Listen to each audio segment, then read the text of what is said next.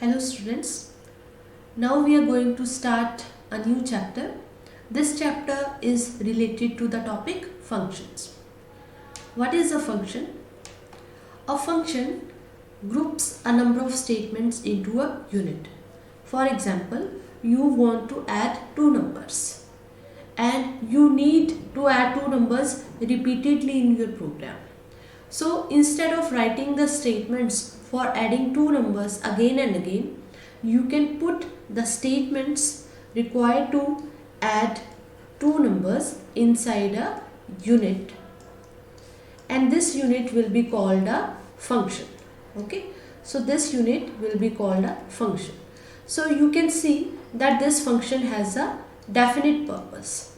Similarly, all the functions which you will write, they have a specific purpose, and you give this function a name. Okay, suppose we give it the name add, right? This unit can be invoked from other parts of the program. Means you can call this function whenever you require to add two numbers, right? So what are the reasons to use functions? The first is to aid in conceptual organization of a program. You can organize your program very well using the functions, because the code which you want to execute repeatedly, that can be put inside a function, and this will make it easy to understand that what part of the program is doing what, because each function will have a definite purpose. So conceptually means it is easy for understanding. Functions make the program easy to understand. So it makes the conceptual understanding of the program easy. And the second is it will help you to reduce the size of the program, because if you do not use functions, then you have to repeatedly write the lines to do a specific thing. In this particular example, you have to repeatedly write the statements to add two numbers. But if you put these two lines inside a function, it will reduce not only the coding, the number of statements in your program, the number of lines in your program, but also it will reduce the size of the program when it is placed in memory. When you are running the program, the function's code will be stored only at one place in the memory. Okay, although you can call this function as many times as you want, right? So these are the reasons to use a function. So now, what is the flow of control to a function? How the control moves from the calling program to a function, and how it returns from the function to the calling program. So this figure shows us the flow of control. Suppose this is the calling program. In our examples in C++ language, the calling program is the main function, right? The main function is the calling program, and it contains a number of statements, and in this program there are three statements which are calls to a function. We are calling a function, function1. Here we are calling function1, again here also we are calling function1, and here also we are calling function1. So program execution starts from the first line. It moves to the next, and then it reaches the function call. When it reaches the function call, the control moves from the main program, the calling program, to the function, that is the called program. So this is the function placed somewhere in the memory. Control passes to this, and this function starts execution. Okay, so it executes itself statement by statement, and then after finishing the execution, the control returns back to the calling program, where it returns to the statement next, just next after the call to the function. So it returns the control to this statement, right? Then the normal control flow keeps on going it executes the next statement, and then it reaches this function call. Again, this is a function call to function 1. So the control moves from here to function 1. It executes the function 1 statement by statement, and after finishing execution, the control returns to the statement next after the function call in the main program, right? So it returns to this statement. It executes this statement, again we reach a function call. So the control again moves to this function. It executes this function. After execution, the control returns to the statement just after the function call in the main program, in the calling program, and it executes these statements and so on. After executing all the statements in the calling program, the control returns to the operating system, right? And the same code is used for all calls to the functions, because we are calling the same function every time. Function 1, function 1, function 1. We are calling this function 1 3 times. So this same set of statements will be executed in each function call, right? So this is the example of a function. Here in this function, what are we doing? We are printing a line, star line, like this. Okay, we are printing a star line in the output. So let us understand this example statement by statement. So here what are we doing? First of all, we have written void star line. So what is this? Star line is the name of the function, okay, which we are going to use in this program. So star line is the name of the function. Void means the return type of the function. What is the return type? Return type means after execution, will the function return us a value? For example, if you write a function to add two numbers, it will give you the result of addition. But here we have written void. Void means this function will not return anything. Okay, so it will not give us any answer. It will just execute the statements and return the control to the calling program, right? And each function has a set of parentheses. So these parentheses tell us that this is a function. Okay, so these parentheses are the indicator of a function, and these parentheses are empty for the time being, but they can contain parameters. I will explain it later in this video. Okay, and after parentheses we put a semicolon. Okay, why semicolon? Because this is a function declaration. Okay, just like you declare a variable int I before using it, similarly you have to declare a function before using it. Okay, so what is a function declaration? It is telling the program that we are having such function in this program. Okay, so what we have to write in function declaration? We have to write the return type, the name of the function, and then parenthesis, and then semicolon. Okay, in this particular example, the parentheses are empty, but in other examples the parentheses may contain some parameters. So we will see the examples of those functions later in this video, right? So function declaration is also called prototype, function prototype. Okay, then we have our main function. In the main function we write star line. What is this? This is the call to the function. We are calling the function. Okay, so when you have to call the function, you have to write its name. Okay, you do not need to write the return type here. Okay, so just write the name. Okay, let me erase it.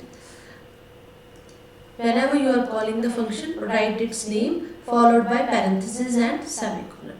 Okay, and then it is printing something, data type range ENDL. Okay, so what will be printed? Starline function. Let us see what is this starline function doing before moving to the next statement. Okay, so we are calling starline. So what will happen? The control will pass to the function starline, and here we have written this function starline. This entire thing is known as function definition. Okay, this is called function definition. Here we have seen function declaration. This is function call, and this is function definition. In the function definition, you have to define what the function will do, the functionality of the function, right? So in the function definition, just like function declaration, write the return type, then name of the function, and then set of parentheses. Here you do not have to put the semicolon. This is wrong. So here you do not have to put the semicolon. Semicolon has to be put while function declaration, while you are declaring the function, and also while you are calling the function. Okay, it has not to be written while you are defining the function, right? So we have written words, the name of the function and parenthesis. And what is this known as? This is called function declarator. Okay, function definition has two parts. First is function declaration, and the second is function body. Function declarator must match with the function declaration. Both of these are matching, right? Otherwise the compiler will give you an error. So you have to ensure that your function declaration is matching with the function declarator. Only thing is that here you do not need the parenthesis, but here you have to put the parenthesis. Okay, and the second part is the function body. Function body means the set of statements which are the part of the function, and these have to be put inside the opening and closing curly braces. Okay, so what is this function doing? Here we have a for loop for int j equal to 0 to j less than 45, j plus plus, cout star. Okay, so this is the for loop. It means what this for loop is doing? It is printing star how many times? 0 to 44. Okay, less than 45 means 0 to 44. So it is printing 45 stars, right? And then after the for loop we have ENDL.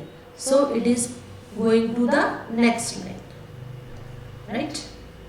So after executing this, the control will return to the statement next after the function call in the main program. So here what are we doing? We are printing data type range. So in the new line it will print data type range, right? Then again we are calling starline. The control will move to the starline function and it will be executed. So it will print 45 stars. Then the control will return to the statement next after the function call. What is this printing? This is printing cout char minus 128 to 127, and then ENDL means we are moving to the next line. Then cout short minus 32768 to 32767 ENDL, right? Then cout int system dependent, sorry, then ENDL. Then again starline. Again we are calling this function. This function will print a starline. So such kind of output will be displayed by this function, and then return. It will return to the operating system. Okay, the main program will end. Okay, So let us try to run this program so that you can actually view how this program is giving us such an output. Okay, so let me copy this.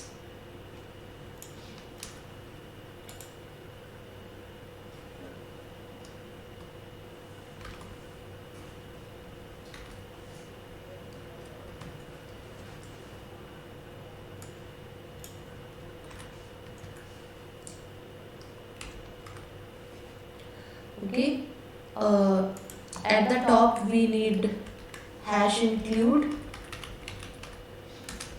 iostream and using namespace std, right?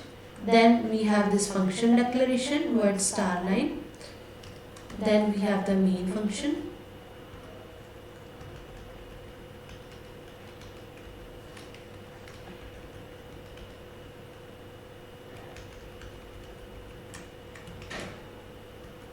Right. Then we have starline function definition. Okay. Okay. So let us run it. Let me save it. Starline dot cpp.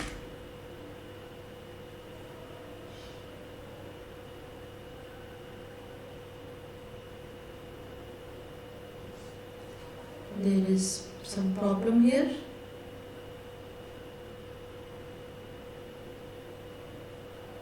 I think, yeah.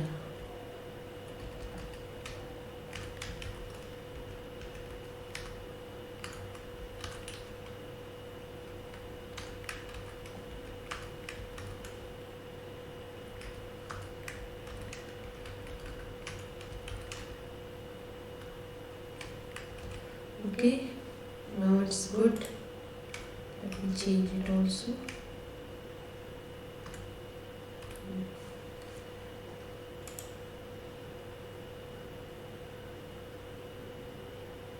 Yeah, so what is this function doing?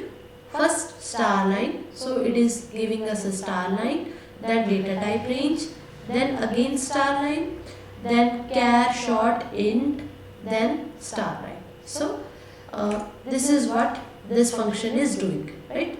So let's go back to the PPT.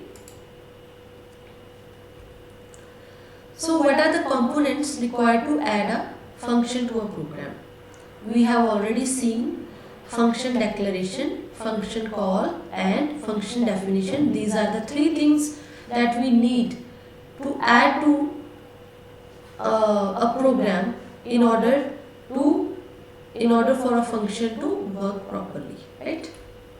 So function declaration we have already seen. You also can't use a function without telling the compiler about it, right? So what is the purpose of function declaration? As I told you, that the purpose is to tell the compiler that there is such a function which we are going to use in this program. This is the name of the function, this is the return type, and these are the parameters of the function. Okay, so we have seen only one way of doing the function declaration, but there are actually two ways. First is to declare the function before it is called. We have already seen it. We, in the previous example, we declared the function at the top and then we used it. Okay, so we declared the function and we wrote the main program and then we defined the function, right? So the declaration tells the compiler that at some later point we plan to present the declared function, right? And the second function declaration is terminated here with a semicolon, you know that, and it is also known as prototype. The information in the declaration, that is the return type and the number and type of any parameters, is also referred to as function signature. Okay, so in the code blocks what are we doing here? We have declared the function star line here. Okay, so we are telling the compiler beforehand that we are going to use such a function. Okay, and then at a later stage, after defining the main function, we are defining the function star line. Okay, and here the declaration is ending with a semicolon, and this return type void and the parameters, if any, that will be put inside these parentheses, those things are also known as function signature. Okay, and the second option is to define the function before it's called. We will also see how to do it in a moment, right? All we need to call the function is the function name followed by the parenthesis, I have told you, and the syntax of call is very similar to the declaration except that return type is not used. We only write the name of the function. We do not write the return type when we are calling the function, right? The call is terminated by semicolon. Executing call statement causes the function to execute. That is, control is transferred to the function and the statements in the function definition are executed, and then control returns to the calling program or the main function, right? Function definition. Definition contains the actual code of the function. Like this, we have already seen the definition. The definition contains two things, the declarator and the function body. Okay. Function body is composed of statements that make up the function, and these statements are delimited by curly braces, right? The declarator must agree with the declaration, right? It must use the same function name, have the same number and same type of parameters, and it must have the same return type also. Okay. The declarator is not terminated by a semicolon. So we have already seen all these things in the star line example. Okay. This is just a repetition of those things. So what is the summary so far? Summary is that you have a main program. In the main program, you have some set of statements and you have a function call. Here is the function call, and when you are calling the function, you do not write the return type. But before calling this function, you must tell the compiler that such a function exists. How to tell the compiler? Write the function declaration beforehand. So here at the top we are writing the function declaration. Function declaration contains return type, name of the function, parenthesis, and then semicolon. Right? And when this function call is executed, the control is transferred to function definition. Function definition has function declarator and function body, and in the function declaration we use the same return type as function declaration, same name and same parameters, but we have no semicolon here, right? And the set of statements which constitute the function body are put inside these parentheses. And remember that you do not have to put any semicolon after these closing curly braces, right? So moving on, we move to the second type of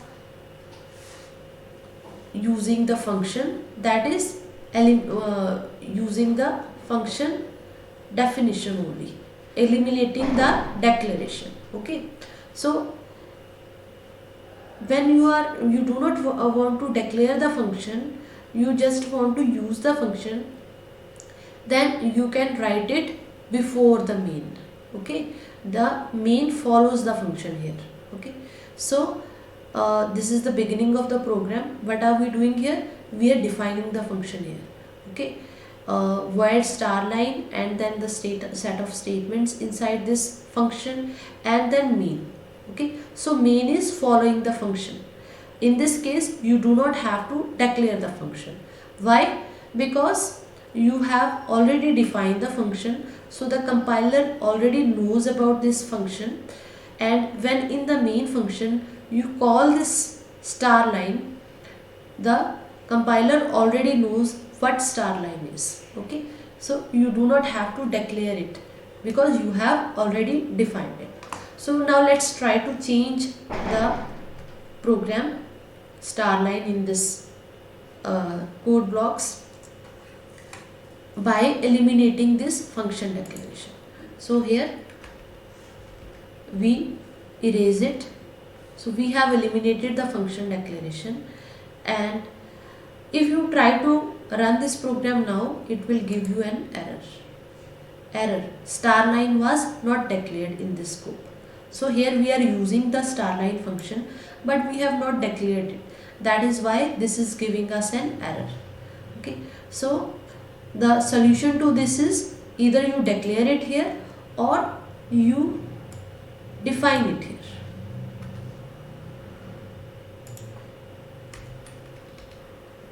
So I define this function on the top before the main,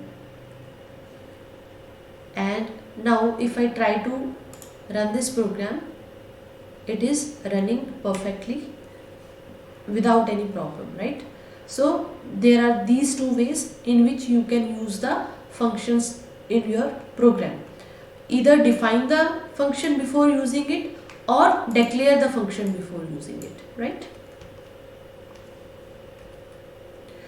So the next is passing arguments to the functions. What are arguments? An argument is a piece of data, an integer value, for example. It can be any data type, integer, character, float, anything. Okay, it is a piece of data which is passed from a program to the function. Okay, arguments allow a function to operate with different values or even to do different things depending upon the requirements of the program calling it. So here we see an example of passing arguments. In the previous example, we were not passing any arguments. We had this function declaration, void star line, and these parentheses, these were empty. If these parentheses are empty, it means you are passing no arguments to the function. But here in this example, we have another function whose name is repchar, whose data type is void, and inside the parenthesis we have two arguments.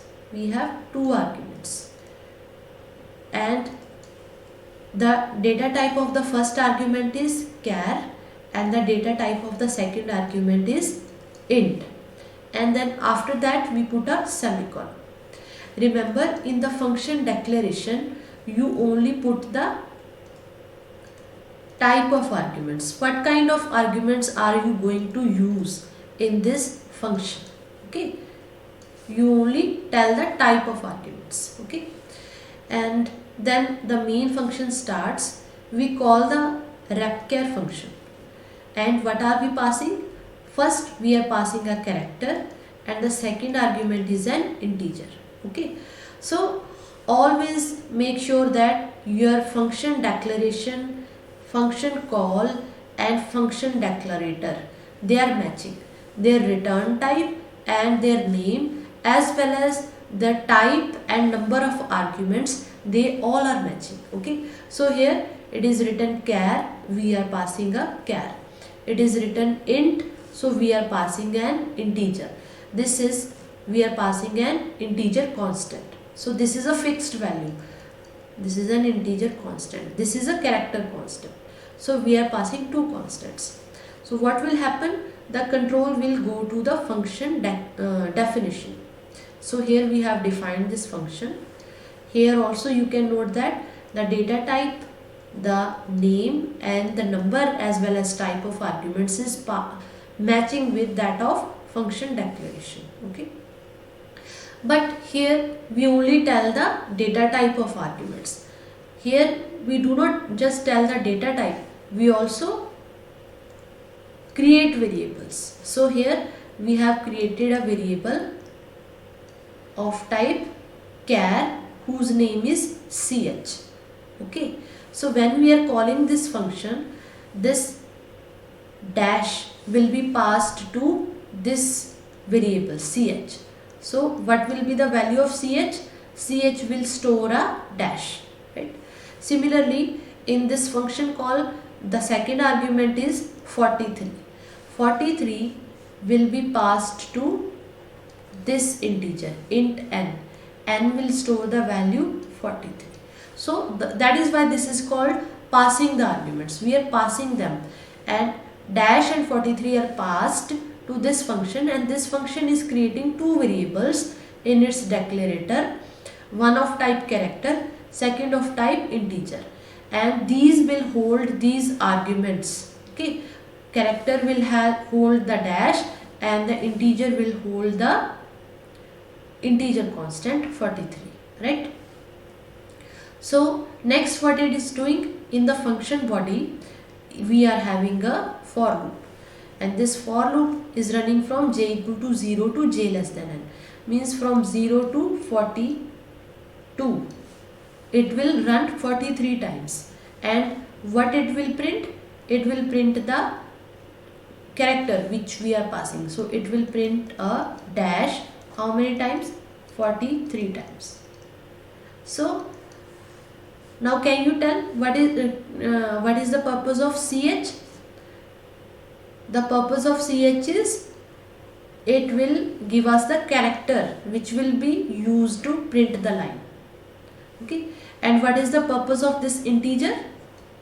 This integer will tell us how many characters will be printed. Okay, how many times this for loop will execute. Okay, in this case n is 43, so this for loop is repeating 43 times. It is printing dash 43 times, right? Then end line. Then it is printing data type range. In the next line we are again calling repchar. Now we are passing equal to sign, and the integer which we are passing is 23. So the function will print this equal to sign 23 times, right? Then it will print these three lines, char, short, int. Okay, and at the last again we have a call, so a dash will be printed 43 times, right? So this function is now containing the arguments, and these arguments are the constant values which are passed to the function. Now let us try to run this program, run this function. Let's move to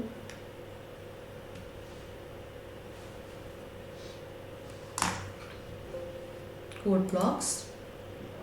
Let me copy it.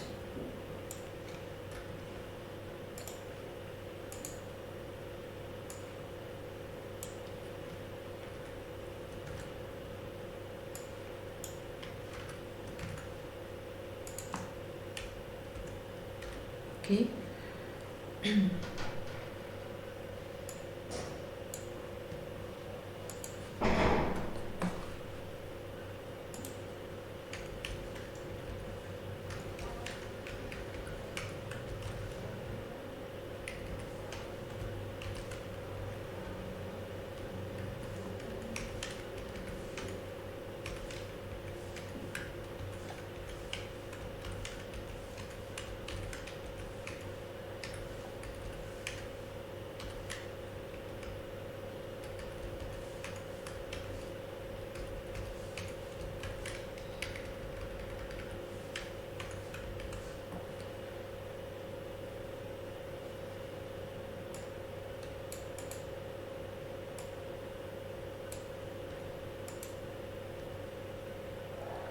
Okay, let's run it. It is giving an error. Expected semicolon before CF. Okay,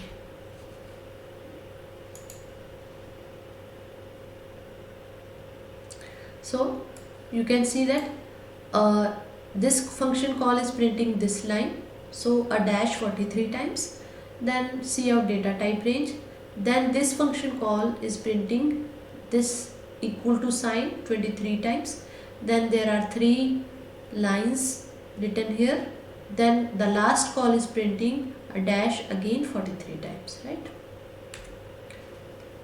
So you can also change the look of this function by removing this declaration, and instead of declaration you can use the function definition. Okay.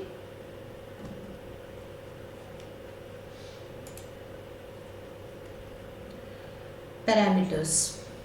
The variables used within the function to hold the argument values are called parameters. Okay. So when we are making a call in the main function like repchar 43, this is a function call. Okay, so these two things, these are called arguments, the things or the data which we are passing to the function. Okay, and this is inside the calling function. When we are defining this repchar, we are writing char ch and int n in the function declarator, right? So this char ch is receiving this dash and this int n is receiving this 43. So what are these known as? We are creating two variables, char ch and int n, and when the function is called, ch will contain dash and int n will contain 43. These are known as parameters. These are known as parameters, right? So the variables used within the function to hold the argument values are called parameters. The declarator in the function defines the function definition specifies both the data type and the names of the parameters.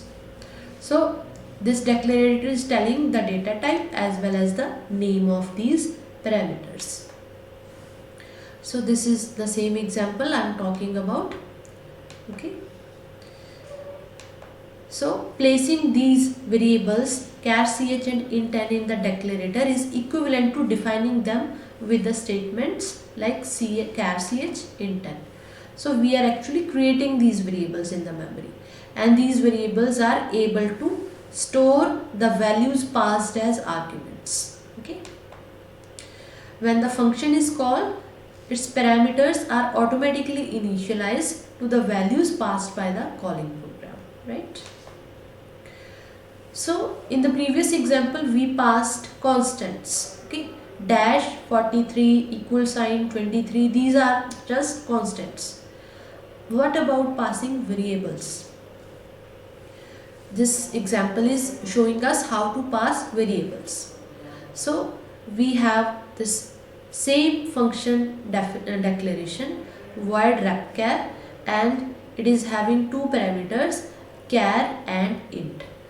The type of the first parameter is a character and the data type of the second parameter is an integer. Okay, so here we have the main function. In the main function we have a variable chin, and this is a character variable. Another variable nin, this is an integer variable. Then we are printing cout enter a character. This will prompt the user to enter a character. The user will enter a character. That character will be stored inside chin. Okay, so suppose I enter a dash. So dash will be stored inside chin. Then cout enter number of times to repeat it. How many times you want to repeat it? Suppose I enter 50. So nin will contain 50. Now we are calling repchar chin nin. So we are passing these variables. Now these are no more constants. We are passing the variables. So these values can vary. when you run this program multiple times. User can enter any value. In the previous program, the values were fixed. It was always printing dash as the first line 43 times, and the second line was always equal to 23 times, and the last line was always a dash 43 times. So every time you run the program, you will see an output like this. But this program is using variables. So every time you run the program, you can modify the look of your line. Okay, you can change the character you want to print in the line, and you can also change the number of times you are printing it. Okay, and you are passing those two variables as parameters to the function. Okay, so in this function call, in this function definition, we have char ch and int n as the parameters which will hold the values passed. Okay, suppose here I enter chin as a dash and nin as 50. So chin's value will be passed here. It will be copied to this character. So this will contain a dash, and nin value will also be passed here. So int n will contain value 50. So the for loop will print a dash 50 times. Okay. So now let us try to run this program.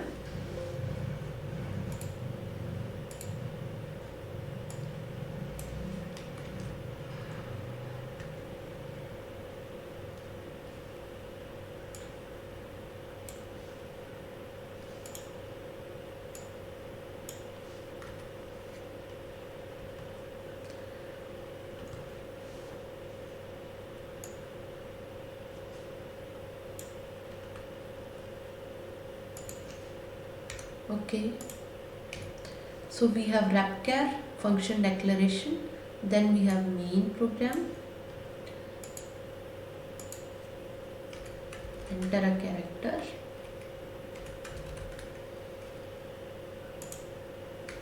enter number of times to repeat it. Okay, everything is fine. Yeah, enter a character. Suppose I enter a star, enter number of times to repeat it 50. So it is giving me this line. The next time I run it, it will not be the same now. Now let's enter a hash. Let's repeat it 100 times. So every time I run it, it is giving me different output according to my input. Okay. Moving back,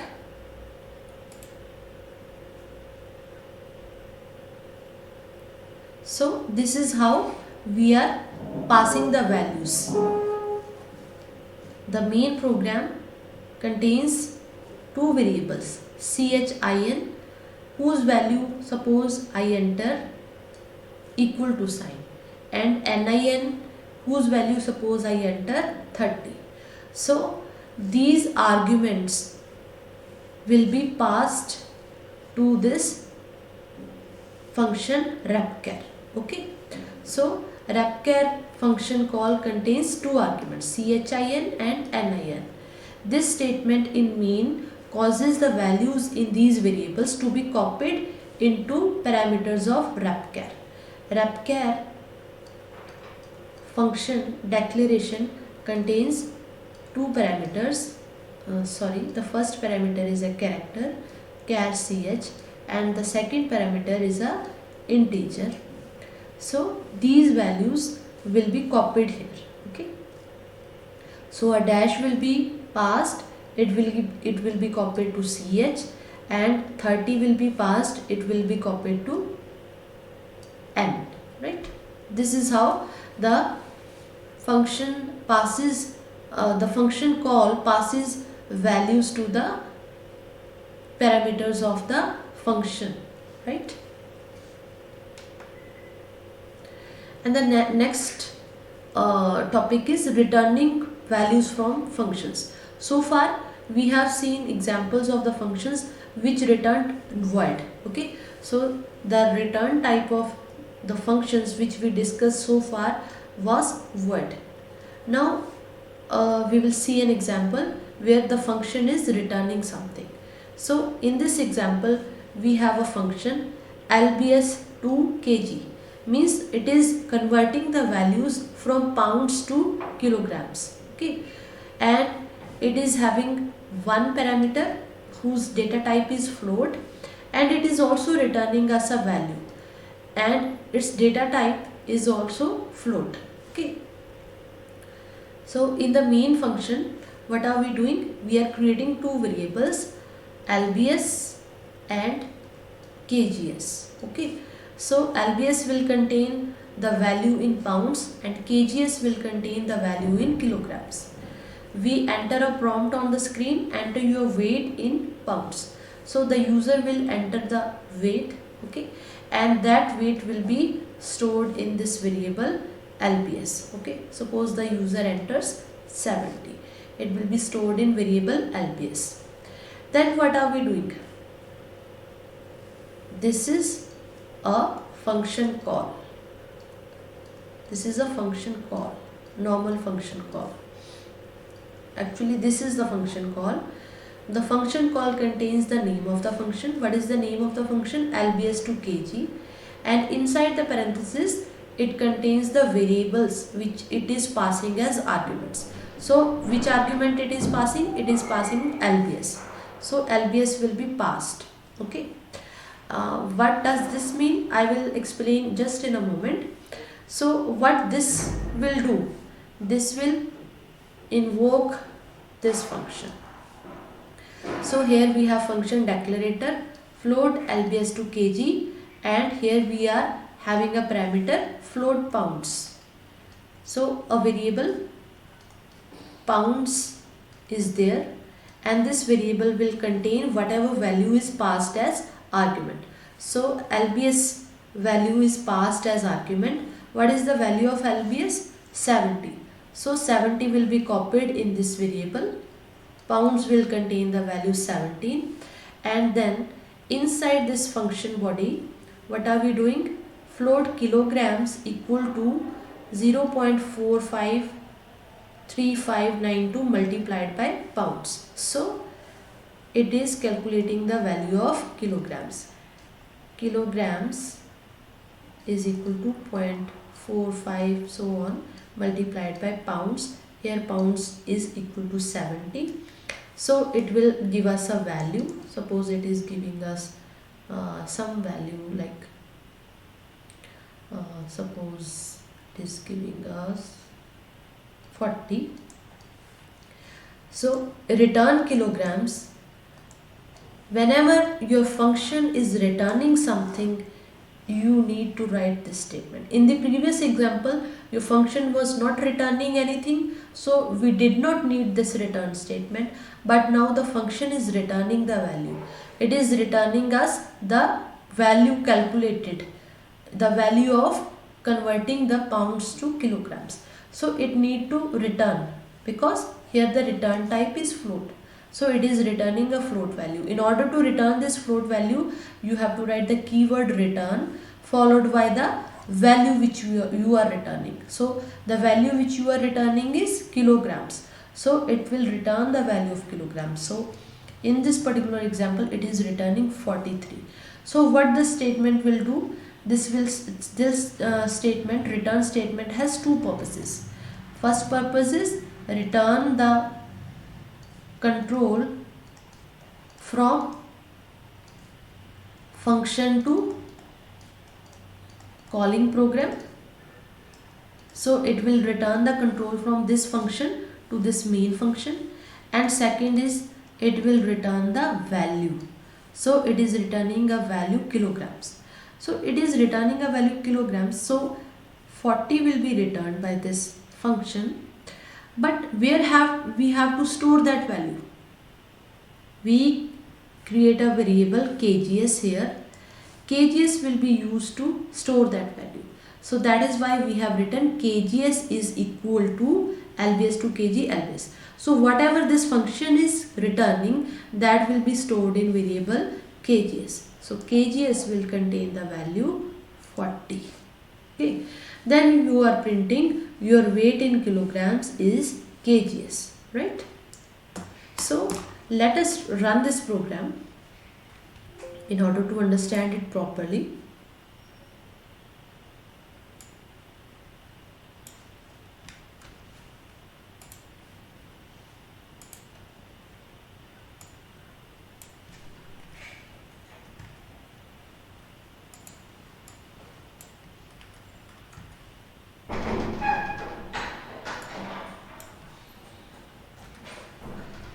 Okay, let us remove this function declaration from the previous program. We have function declaration here, then we have mean, enter your weight in pounds. Okay,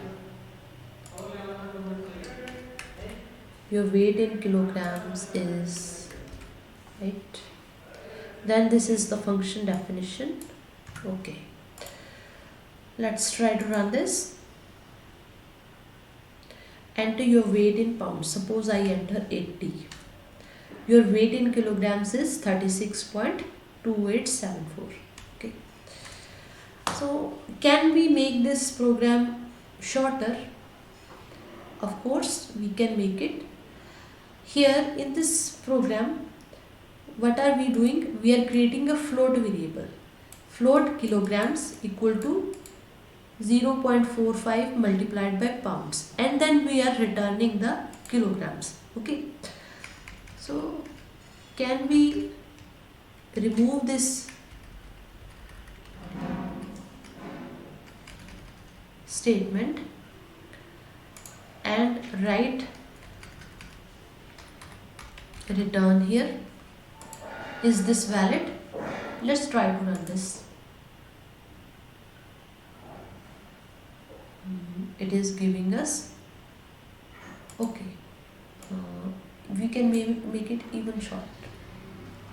I will explain it later, but let's run it first. Yes, it is running. Okay, so what I have done, previously we had the variable float kilograms, then we calculated the value of kilograms, and then we returned the value of kilograms. But we can simply return this value of this expression also. So what this expression is doing, it is multiplying the value of pounds with 453592. So whatever answer will be there after evaluating this expression, that answer will be returned. Okay, so it is the same thing. We can do the same thing without declaring an additional variable also. Okay, and above here also, can we remove the variable kgs? Yes, of course. How? Here I remove this statement. Instead of this, I just copy this and paste it here. So here what are we doing? We are creating a LBS variable. The weight in pounds will be stored in this LBS variable, and then this cout statement is doing your weight in kilograms is, it will print this your weight in kilograms is, and then we have a function call here. So function will be called, it will calculate the weight in kilograms, and the weight in kilograms will be returned, and it will be printed here. Okay, so let's try to run this also, right? So in this way you can remove the extra lines from your program, right?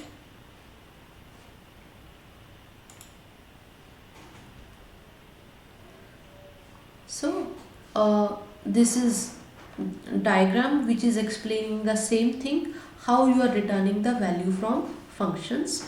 So first you have this statement return kilograms, which is in your LBS to kg function. It is causing the value in this variable to be returned to main. So whatever it is calculating, it will be returned to main, and the statement kgs equal to lbs to kg lbs. This statement in the main is causing this value to be assigned to this variable kgs. Okay, so now kgs will be storing this value returned by this function. Okay, and then we are using it in the cout statement. Okay.